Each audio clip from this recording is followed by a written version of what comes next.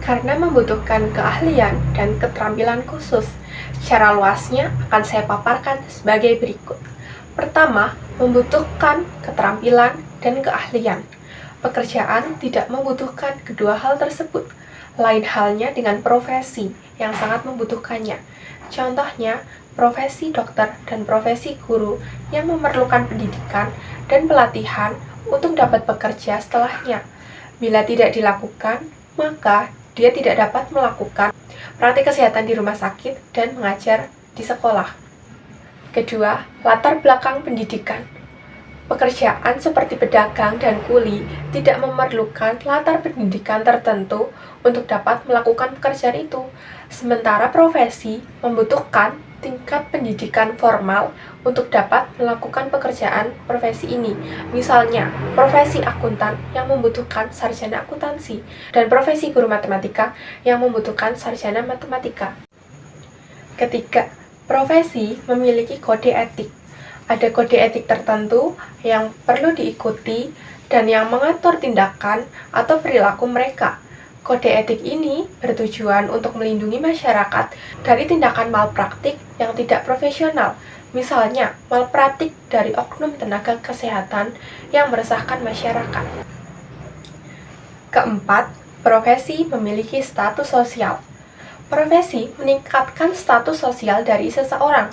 Misalnya, status sosial dari seorang TNI lebih tinggi daripada tukang parkir.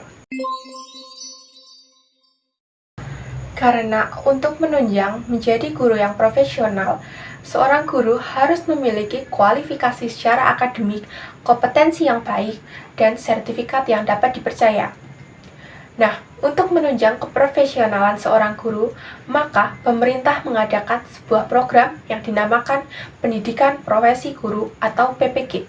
Program PPG ini akan mencetak seorang guru yang memiliki kompetensi sekaligus memiliki sertifikasi sebagai tenaga pengajar yang profesional.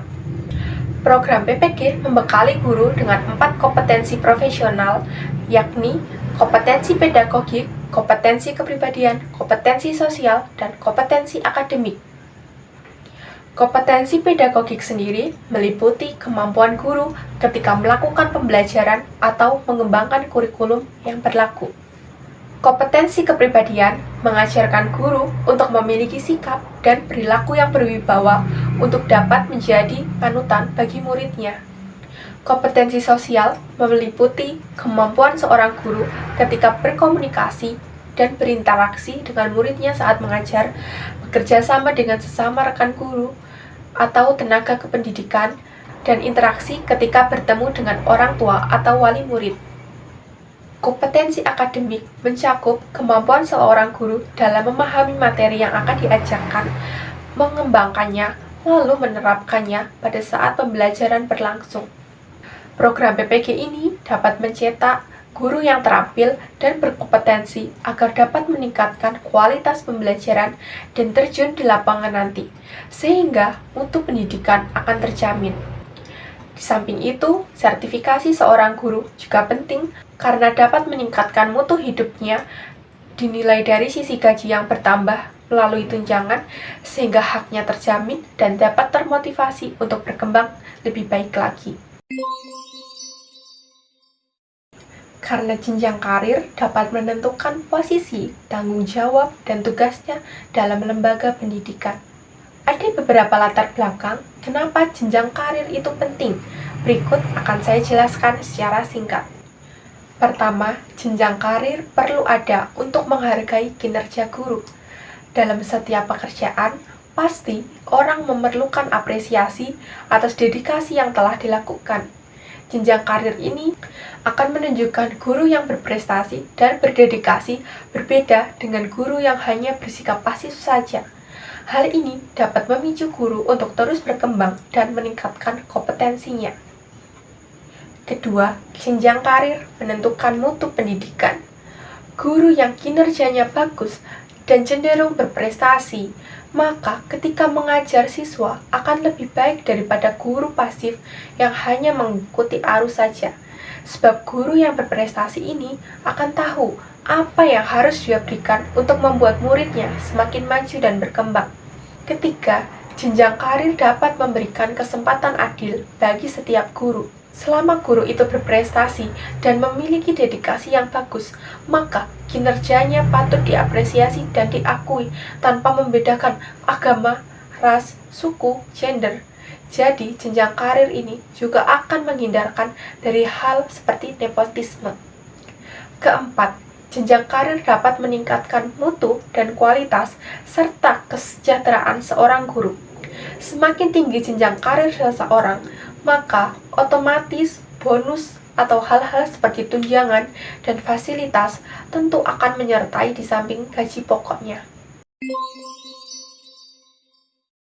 Karena guru perlu meningkatkan kompetensi profesionalnya seperti yang sudah saya paparkan sebelumnya, yakni kompetensi pedagogik, kompetensi sosial, kompetensi kepribadian, dan kompetensi akademik.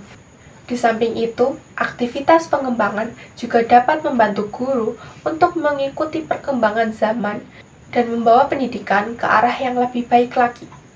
Misalnya, guru yang tadinya mengajar menggunakan cara konvensional seperti berceramah di depan kelas, lalu siswanya hanya mendengarkan tanpa bisa berpendapat, berganti menjadi guru yang memanfaatkan teknologi yang ada dengan menggunakan PPT atau meminta siswanya untuk melakukan studi kasus terhadap suatu permasalahan. Menjadi seorang guru yang memanfaatkan teknologi dengan mengajarkan materi menggunakan PPT atau meminta siswanya untuk melakukan studi kasus terhadap suatu permasalahan. Lalu, aktivitas pengembangan juga dapat meningkatkan motivasi dan kinerja seorang guru untuk memberikan pelayanan yang lebih baik daripada yang sebelumnya. Sehingga, ketika melakukan pembelajaran, tidak akan stuck di satu tempat saja, tapi dapat berkembang terus-menerus dan berproses. Terakhir, aktivitas pengembangan juga dapat meningkatkan jenjang karir dari seorang guru. Misalnya, ada seorang guru yang sering mengikuti pelatihan atau kegiatan profesional lainnya. Hal ini akan masuk dan mencapai kreditnya, sehingga dapat membuatnya naik ke tingkat yang lebih tinggi lagi. Pertama, sebelum meningkatkan mutu pendidikan, guru harus meningkatkan kompetensinya terlebih dahulu agar dia dapat mentransfer ilmu yang sudah dia dapat tadi kepada muridnya supaya lebih mudah dicerna oleh muridnya nanti. Kedua, tidak terpaku pada masa lalu seperti metode pembelajaran yang dilakukan dengan ceramah. Sistem pendidikan seperti ini harus dibuang dan diganti dengan sistem pendidikan yang lebih baik lagi dengan cara memanfaatkan kemajuan teknologi yang ada. Misalnya, guru menggunakan PPT atau media pembelajaran yang menarik untuk meningkatkan minat dan kreativitas siswa sehingga siswa tidak bosan ketika pembelajaran berlangsung.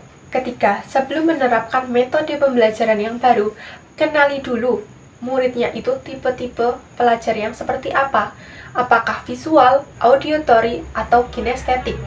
Setelah mengetahui hal itu, guru perlu menerapkan kegiatan pembelajaran yang mencakup ketiga tipe tadi, misalnya dengan menampilkan PPT yang penuh dengan gambar dan tulisan yang berwarna-warni, menampilkan sebuah video berdurasi singkat yang menjadi contoh dari materi yang diajarkan sebelumnya, dan mengizinkan siswa untuk makan di kelas dengan catatan tidak mengganggu teman-temannya yang lain. Terakhir, guru perlu berinteraksi dan melakukan komunikasi dengan orang tua atau wali murid untuk mengarahkan mereka supaya dapat membantu anak-anaknya belajar meskipun di rumah. Guru dapat memberikan saran-saran yang membangkitkan motivasi dari siswa untuk belajar dan mengubah stigma bahwa belajar itu tidak menyenangkan. Hal yang terakhir ini cukup sulit karena tidak semua orang tua bisa memperhatikan anaknya dan meluangkan waktu untuk melakukan hal tersebut. Meski begitu, guru tetap dapat berusaha untuk memberikan saran dan proses realisasinya dikembalikan pada orang tua. Karena semuanya bergantung pada keputusan orang tua itu sendiri ingin anaknya berkembang atau tidak. Sekian dari saya, terima kasih atas atensinya, dan mohon maaf apabila ada kata-kata saya yang kurang berkenan.